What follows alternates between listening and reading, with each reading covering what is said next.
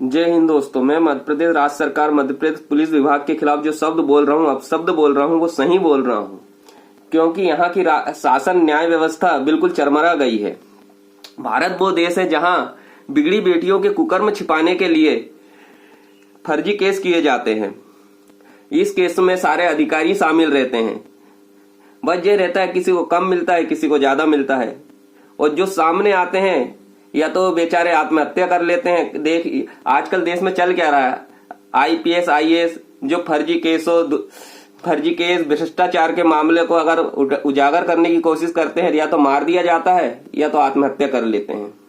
अभी सिवनी में जो हवाला कांड हुआ उसमें एसडीओपी पूजा पांडे, अर्पित भैरम का जो नाम है, उनमें कई पुलिस वाले भी मेरे केस में भी शामिल थे।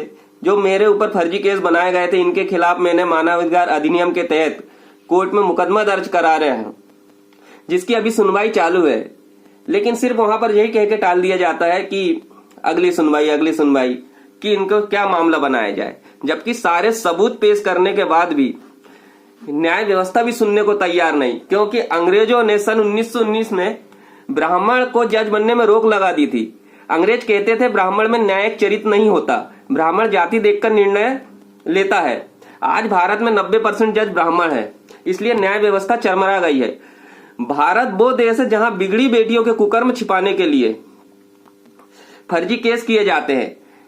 अब आप खुद ही देख सकते हैं कि एसडीओपी पूजा पांडे खुद अपने पति पर फर्जी है या नहीं है ये तो मैं नहीं कह सकता, लेकिन दहेज प्रताड़ना का केस लगाकर बैठी हुई है।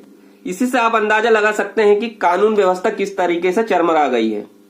आप इनका विरोध कीजिए। समाज हमेशा अच्छे इंसान बनाने की बातें करता है, मगर हकीकत यह है कि समाज में को अच्छे नहीं आज्ञाकारी गुलाम चाहिए, जो सवाल ना करे, जो विद्रोह ना करे, जो सिर्फ झुककर जी ले, वही यहाँ समाज में सभ्य कहलाता है।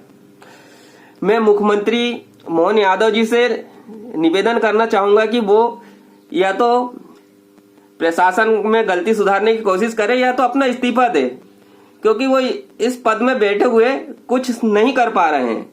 आपको अगर लगता है कि मैं गलत बोल रहा हूं तो आप मेरा विरोध कर सकते हैं, मुझे जो बोलना चाहे बोल ले, लेकिन मैं कहीं से गलत नहीं हूं। क्योंकि न्यायालय चले जाओ, आप कहीं भी चले जाओ, ऐसे अधिकारी हमेशा मिलेंगे। न्यायालय में भी भ्रष्ट लोग बैठे हुए हैं जो बड़े अधिकारियों के दबाव में सुनवाई नहीं करते। जय हिंद, जय भारत।